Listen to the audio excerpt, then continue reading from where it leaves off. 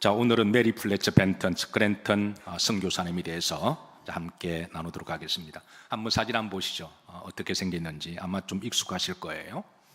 제가 윌리엄 스크랜턴 선교사님을 이렇게 이제 말씀을 드리면서 간간히 제가 이분의 사진을 보여드렸는데, 여러분 잘 아시다시피 바로 윌리엄 스크랜턴의 그 선교사님의 누구 되시죠? 그 어머니가 되시는 이제 스크랜턴 여사입니다. 사실 그녀에 대해서 잘 알고 있는 사람이 그리 많지가 않습니다. 왜냐하면 그 아들이 항상 대를 가려서, 그래서 아들만 드러나고 사실 그녀에 대해서 이제 잘 아는 사람이 드문데요. 그런데 그녀에 대해서 알기 시작하면 그 아들 윌리엄 스크랜턴보다도 더 위대하고 더 헌신적이고 더 탁월한 선교사이며 더 놀라운 이 조선과 대한민국의 복음의 미랄의 씨앗이 되고 더 많은 영향력을 끼쳤다는 것을 알게 되고, 그래서 그녀를 알아갈수록 무한한 감사와 찬사를 보내게 됩니다. 자, 우선 출생 배경입니다. 그녀는 1832년에 12월 9일에 미국의 매사추세츠주에 태어났는데요. 그의 가정은 아주 신앙의 명문 가정입니다. 그의 아버님도 이제 잉글리칸 처치의 에피스코플 소속의 이제 목사님이시고, 그리고 그 이제 남동생도 같은 잉글리칸 처치의 에피스코플 담당 목사님이시고, 그의 조카도 그렇게 그 소속의 목사님이셨습니다. 자, 이런 신앙적인 가정에서 매우 신앙적으로 헌신적으로 잘 자라서 이제 1853년에 스크랜턴과 결혼했는데요. 이때 그녀의 나이가 21살이었어요. 그리고 그녀의 나이 41세가 되었을 때 그 남편이 하늘의 부르심을 받습니다. 졸지의 젊은 나이에 이제 홀로 과부가 되시는데, 그래도 믿음을 잃지 않고 사랑하는 아들 가슴을 품고 기도와 믿음으로 잘 양육합니다. 아들도 열심히 성실하게 공부해서 이제 예일대를 입학과 졸업하고 뉴욕 의과대학을 졸업해서 이제 그 시대에 실력 있는 의사가 되고 어머니를 기쁘게 해줍니다. 그리고 그의 아들과 함께 오하이주에 가서 병원을 개업하는데, 그래서 상당히 그 지역에 잘 알려진 실력 있는 의사로 명망 있는 그런 의사가 됩니다. 풍요롭고 안전하고 참 행복하게 잘 살고 있을 때에, 그러나 그녀의 삶은 매우 겸손하고 헌신적이고 신앙적이었는데요. 그 근처에 있는 클리브랜드 감리교회 다니면서 교회를 헌신적으로 봉사를 하고 또 전도와 특별히 해외 선교에 열심을 가지게 됩니다. 그녀가 조선의 선교사로 기도의 씨앗을 품게 된 계기가 있었는데요. 1883년 9월에 여선교회 대회를 참석하게 됐는데, 그때 볼드윈 부인이 조선의 여성들과 아이들을 위해서 기도하자라고 하는 이제 그때 함께 그런 시간을 갖습니다. 당시만 하더라도 미국의 대부분의 사람들은 조선이란 이름도 나라도 알지 못하고 장소도 몰랐던 미국 사람들에게 조선이라는 나라와 사람들을 위해서 기도를 하게 되는데요. 이때 그녀의 마음속에 막연히 조선이라는 나라에 대해서 선교의 기도의 씨앗이 하나님이 뿌리게 하시고 이제 자라게 하십니다. 자, 그리고 그 다음에 그의 아들과 손자가 매우 위독한 전염병에 걸려서 생사가 오고 가는 그 순간에 그 아들은 그 어머님은 아들과 함께 이렇게 기도합니다. 우리가 이렇게 죽을 목숨이라면 하나님께 한 번만 더 마지막 기회를 달라고 기도하자라고 권합니다. 이렇게 죽을 목숨이라면, 그래서 하나님이 기회를 주시면 남은 생에 이제 하나님이 기뻐하시는 이제 선교의 삶을 살자라고 소원 기도를 하게 되고요. 그런데 기적처럼 아들과 손주의 병이 회복이 되고, 그리고 이제 그 소원 기도한 것처럼 약속을 지키고 선교사의 교육과 과정을 거쳐서 마침내 조선에 오게 됩니다. 이때 그녀의 나이가 53세였습니다. 아들과 며느리 그리고 손주 3대가 조선에 1885년에 들어오게 되는데요. 3대가 조선에 선교사로 오는 경우가 우리 기독교 선교 역사에 있어서 이게 처음 있는 일이었습니다. 당시 그녀가 조선에 왔을 때 조선 사람들은 그녀를 부르는 호칭이 세 가지였는데요. 첫 번째, 스크랜턴 대부인으로 불리웠습니다. 왜냐하면 그 아들 며느리도 이제 스크랜턴 부인이어서, 그래서 구분하기 위해서 이제 아들 스크랜턴 부인을 스크랜턴 사모님이라고 부르고 그 어머님을 스크랜턴 대부인이라고 그렇게 불렀고요. 두 번째 호칭은 메리라고 불렀습니다. 그 첫 이름이 메리 플래처 벤턴 스크랜턴이니까 또 발음하기도 쉽고 그래서 이제 메리라고 많이 불렀고요. 세 번째 그녀의 별명은 다소 조롱기가 있는데요. 이제 서양 도깨비라고도 부르기도 했어요. 그녀가 처음 조선에 왔을 때 외국인 선교사도 많지 않았고 특별히 외국의 여성을 처음 보는 사람들이 많아서 그녀에 대한 첫인상은 조선 사람 누구보다 키가 크고 그리고 이제 덩치도 크고 다시 한번 스크랜턴 여사의 얼굴 한번 보시죠. 볼 때에 눈도 크고 코도 크고 이목구비가 커서 조선 사람들이 볼 때는 마치 도깨비처럼 그렇게 보였던 것 같아요. 그래서 특별히 외국인에 대한 편견을 잘 알 수가 있는데요. 그녀를 조롱하고 비하할 때 서양 도깨비다 그렇게 이제 불렀는데 또 그러다 보니까 그녀의 별명이 서양 도깨비가 그렇게 되었습니다. 자, 그녀의 헌신과 평가와 업적입니다.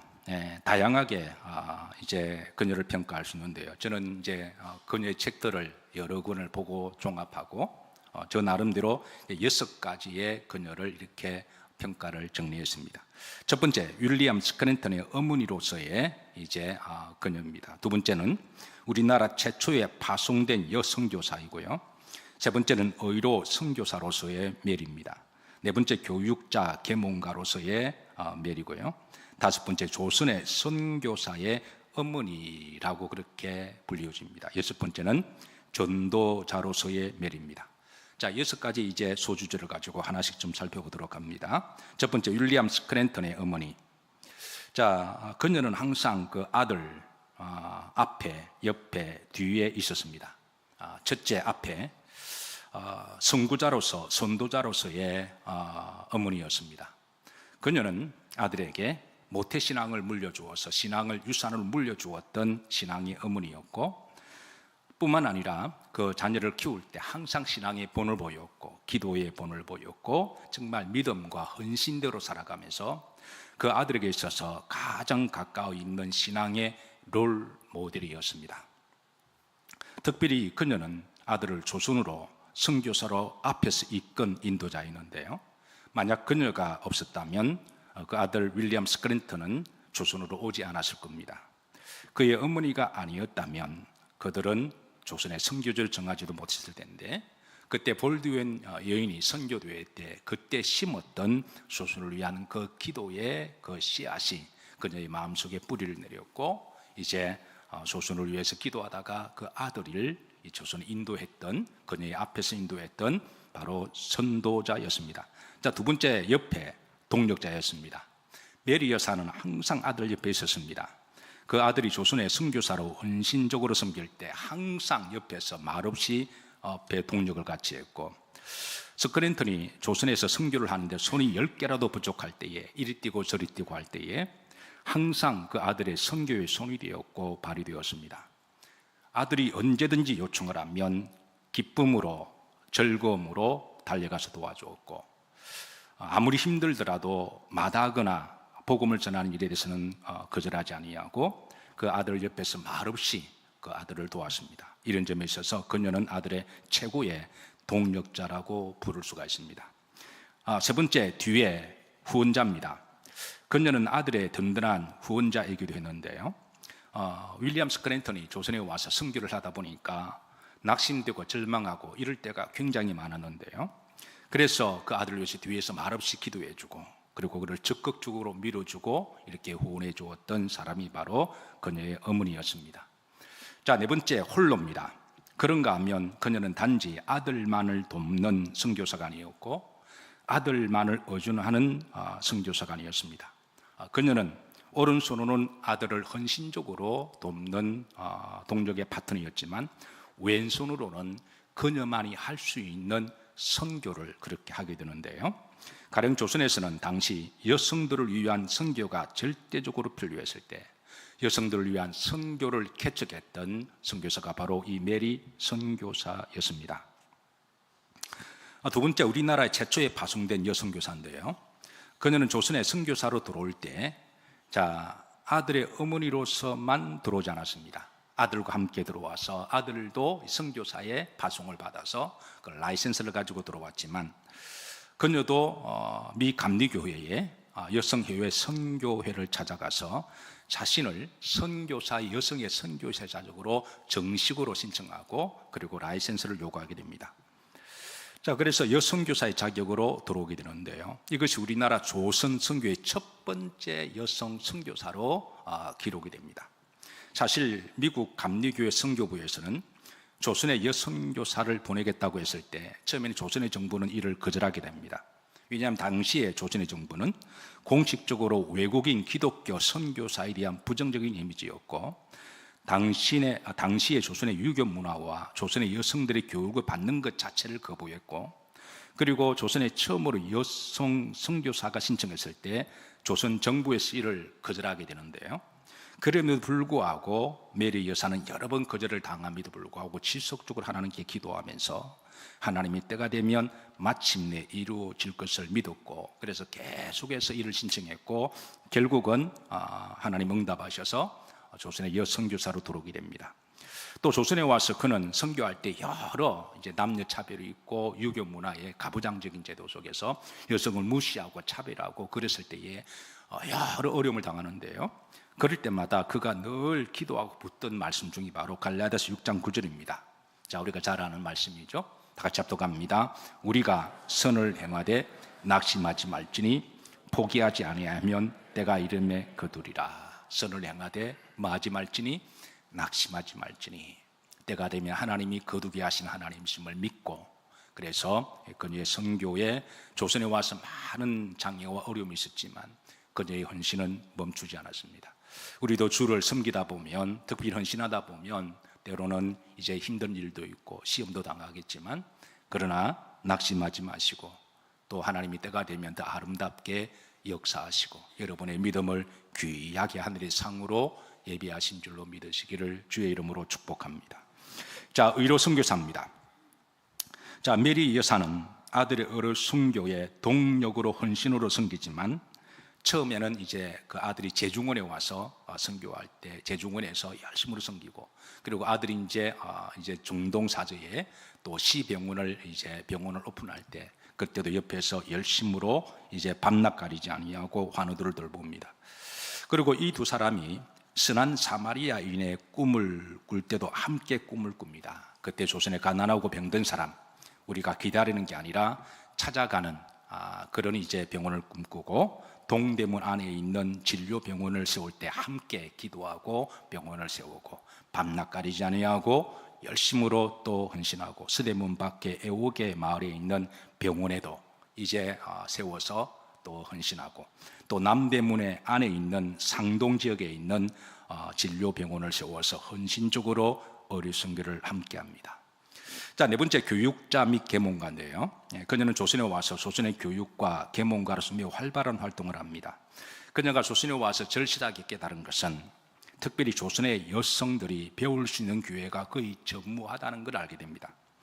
그녀의 선교 보고에 따르면 온 동네 조선의 거리 골목마다 마치 부모 없는 아이들이 고아처럼 거지처럼 할 일 없이 돌아다니는 것을 보고 너무 안타까운 마음을 가진 나머지 그 아이들을 위해서 기도하고, 그리고 아이들에게 글을 가르치고 그리고 교육을 시켜서 다음 조선의 인재로 키울 것에 대한 기도를 가지고 어떻게 해야 될지 그렇게 하나님께 기도합니다.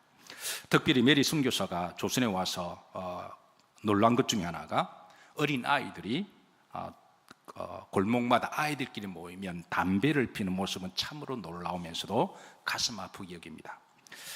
당시 다음 사진 한번 보시죠. 당시 사진 보시면 그 아이들이 모이면 이렇게 해서 담배를 피우는 그런 모습들을 보게 되고요. 심지어 한 4살, 5살 되는 아이도 담배를 물고 다니는 것을 보고, 그래서 마치 조선이 담배 연기가 가득한 곳으로 되는, 어떻게 금륜 운동을 하고 또 아이들을 교육과 계몽을 할까 그렇게 기도합니다. 우리나라에 핸드릭 하멜 기록이 있습니다. 잘 아시다시피 네덜란드 상선으로 왔다가 그 하멜이 1653년에 조선에서 14년 동안 머물게 되는데요. 그때에 이제 서기관이었던 하멜이 이제 조선의 그 상황을 이렇게 낱낱이 다 기록하는 역사적 자료가 있는 자료인데요. 그 책에 보면 이렇게 기록되어 있습니다. 한번 다 읽어보실까요? 현재 조선에는 담배가 매우 성행하여 어린아이들은 4, 5세 때 이미 담배를 배운다. 남녀간에 담배를 피우지 않는 사람이 매우 드물다. 조선 사람들은 담배를 매우 좋아하는 것처럼 보인다. 왕, 양반, 평민, 기생, 노비, 심지어 어린아이들도 피운다. 한 가지 이상한 것은 사람들은 매우 가난하고 담배 가격은 한 근에 한 양의 비싼 가격임에도 불구하고 그래도 담배를 피운다. 때로는 담배를 뇌물로 사용하기도 하고 돈의 가치 대용으로도 거래가 되었다.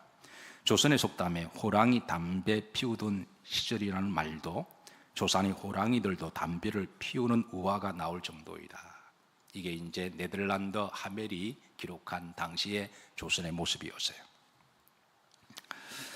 자, 미리 여사는 어떻게 하면 이들을 이제 계몽을 할까? 어떻게 하면 아이들을 가르칠까? 그렇게 기도하다가 이제 미국의 해외 감리교 선교본부에 조선의 현지 상황을 선교 보고를 그대로 보고를 하고 여성 교육을 위한 선교 지원을 요청합니다. 당시 우리나라에 오셨던 많은 선교사들이 그 선교 자금은 대부분 본국에서 다 후원을 받아서 와서 이제 그 선교를 한 것이거든요. 당시 조선에 온 선교사들은 많은 돈이 필요했습니다. 그런데 그 많은 돈을 저들은 본국에서 요청해서 선교비를 받게 되는데요. 이런 점에 있어서 우리 오늘 이 시대에 우리 그리스도인들은 그들의 헌신과 감사도 잊지 말아야 할 겁니다. 당시의 조선의 화폐 가치가 어느 정도였을까요? 당시 서민들 사이에 가장 많이 사용되는 화폐의 단위가 엽전이었는데요. 이걸 우리가 한 양, 두 양으로 그렇게 말하기도 하죠. 그런데 당시 1885년에 한 양의 가치가 어느 정도였을까요? 당시 화폐 가치를 잘 보여주는 대표적인 자료 화면이 있습니다. 자, 한번 다음 사진 보시죠. 그 앞에 있는 한 선교사가 선교비를 쓰기 위해서 150달러를 본국에서 받았고 이것을 바꾼 것이 바로 앞에 엽전의 양입니다. 이거 다 엽전의 한 양, 두 양이에요. 그 정도로 우리나라가, 여러분 나라가 못 살고 돈의 가치가 없으면 우리끼리만 하는 거지 외국에 볼 때는 다 그게 이게 돈의 가치가 전혀 없잖아요.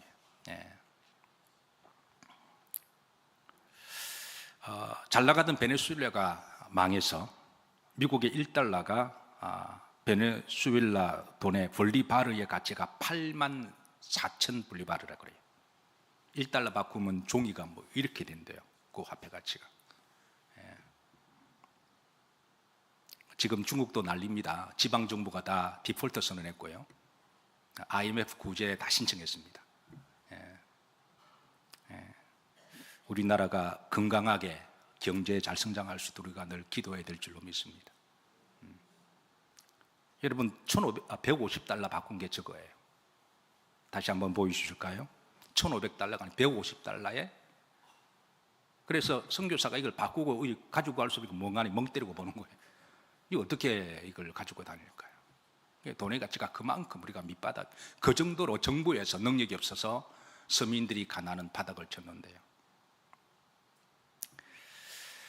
자, 이런 시대에 미국에서 보내온 선교사들의 선교원금은 조선의 엄청난 가치 역할을 하게 됩니다.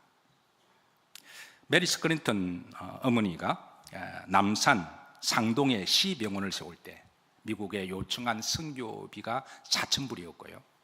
그때 4,000불이 이제 선교비로 들어와서 남산 안에 상동에 병원을 건립하게 됩니다.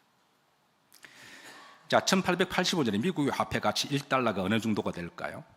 당시 노동자의 하루 일당이 2달러였습니다. 그러니까 한 달에 월급이 대략 50불 정도가 되는데요.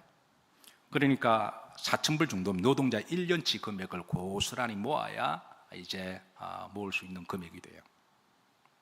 어쨌든 메리 선교사는 시시마다 때마다 필요할 때마다 본국에 요청을 하고 성경금을 이제 받아서 활발하게 활동하는데요. 1901년에 무진의 여학교를 세우고 1902년에 수원 3.1학교를 세우고 1906년에 서울 진명여학교를 세우고 1907년에는 상동교회 내 공옥여학교를 세워서 아이들을 교육시킵니다. 자, 그녀가 세운 많은 계몽교육 중에 대표적으로 우리가 잘 아는 이화학당의 시작은 1886년 5월로 거슬러 올라갑니다. 길거리에 버려진 두 아이, 고아와 또 오갈데없는 아이를 불러다가 자기 성동사저로 데려옵니다. 먹지 못하고 가난하고 거의 이제 쓰러져가는 아이를 깨끗하게 시키고 이제 잘 먹여주었습니다. 아이들을 돌려보내는데 갈 곳이 없다 그래서 이제 자신이 거두기로 합니다. 자신의 집에서 거처를 마련해주고 그리고 이제 날마다 음식을 제공해주고 또 이렇게 옷도 입혀주고 아이들을 교육을 시킵니다. 이렇게 해서 2명으로 시작된 학당이 바로 우리가 잘 아는 이화학당의 시작입니다. 메리 여사는 좀 더 많은 아이들을 가르치고 싶어서 아이들의 부모님 집을 직접 찾아가서 집에서 담배나 피고 놀고 있는 아이들을 자기가 무료로 이제 교육을 시키겠다고 했을 때 그때 메리 여사의 별명이 뭐였나요? 서양 도깨비라고. 그래서 사람들이 박대를 하고 쌀을 뿌리고 소금을 뿌리던 일도 비일비재 않고 당신들이 우리 아이를 데려가다가 해코지를 하고 눈알을 빼고 그렇게 할 줄 누가 아느냐라고 했을 때 그래서 자기가 해치지 않겠다고 서약서까지 다 써주어서 그 부모를 안심시키기 위해서 서약서를 다 만약에 아이에게 문제가 있으면 내가 다 그렇게 해서 아이들을 데려다가 아이들을 교육시킵니다. 그래서 이어서 3명이 이제 입학하게 되는데요. 이 여학교는 계속 성장해서 무려 1년 만에 330%를 성장합니다. 여러분 3명에 330%면 몇 명이죠? 10명입니다. 비록 10명의 여학생들이 있지만 글을 전혀 몰랐던 아이들을 글을 읽고 또 글을 쓸 수가 있도록 그리고 이제 찬송과 기도를 할 정도로 그렇게 아이들을 가르칩니다. 특별히 어느 날 메리 선교사는 아이들이 잠을 자는 방 한켠에 그때 숙식을 다 제공해 줬는데요. 방 한켠에 붙여 있는 기도문을 보고 매우 감동을 받고 신앙의 초심을 다지면서 하나님 앞에 기도하는데요. 초기 어느 소녀의 기도문입니다. 이 기도문을 자신의 사무실에 항상 걸어놓고 볼 때마다 하나님께 감사와 초심을 잃지 않았다 그러죠. 자, 그때 어린아이의 기도인데요. 다 같이 한번 같이 기도하실까요? 위대하고 크신 하나님, 당신께 100배 엎드려 기도드리나이다. 위대하고 크신 하나님, 지극히 작은 이들의 신앙을 하늘에서 굽어 살피시기를 간절히 간구합니다. 우리에게 행운과 큰 성공을 주옵소서. 위대하신 하나님, 지극히 작은 아이들의 기도를 들어주시길 간구하며 당신께 100배 엎드려 간구하나이다. 그 메리 여사는 선교사는 이 글을 보고 한없이 울었다고 그러죠. 이 소중한 어린 아이들을, 하나님이 사랑하는 아이들을, 그래서 항상 초심 잃지 않고 그리고 힘을 내어서 이제 열심으로 이제 섬겼다고 그럽니다. 1887년에 고종으로부터 이름 하사를 받습니다. 그는 바로 이화학당이죠. 우리가 잘 아는 대로 이름의 뜻은 백꽃이 핀 고래 세운 학당. 아마 고종은 이제 조선 아이들이 앞으로 자라서 백꽃처럼 순수하고 아름답게 활짝 피기를 소망하는 마음으로 이름을 지어줬던 것 같아요. 자, 다음 사진은 1887년에 찍은 사진인데 이화학당의 기숙사 여학생들입니다. 이게 이제 그 초기에 이화학당의 초기 학생들이고요. 자, 중앙에 두 아이가 꽃나미와 벨란입니다. 그 당시 이름도 참 나이브합니다. 그리고 왼쪽에 첫 번째 아이가 그 유명한 점동이라는 아이입니다. 제가 일전에 한번 말씀드렸는데 아시죠? 이 아이가 이제 열심히 공부해서 우리나라 최초의 미국 유학 가서 여의사가 됩니다. 우리나라의 최초의 여자 의사가 바로 이 점동이가 이름이 나중에 박에스다라는 말 들어보셨죠? 그러니까 박에스다가 바로 이 와악당의 첫 번째 오갈 데 없는 고아 같은 아이가 여기에서 이제 예수님을 믿고 그리고 이제 공부를 열심히 해서 이제 박사학위를 받고 다시 공부를 해서 다시 조선으로 들어와서 제중군에서 그래서 의사로서 그 사명을 감당합니다.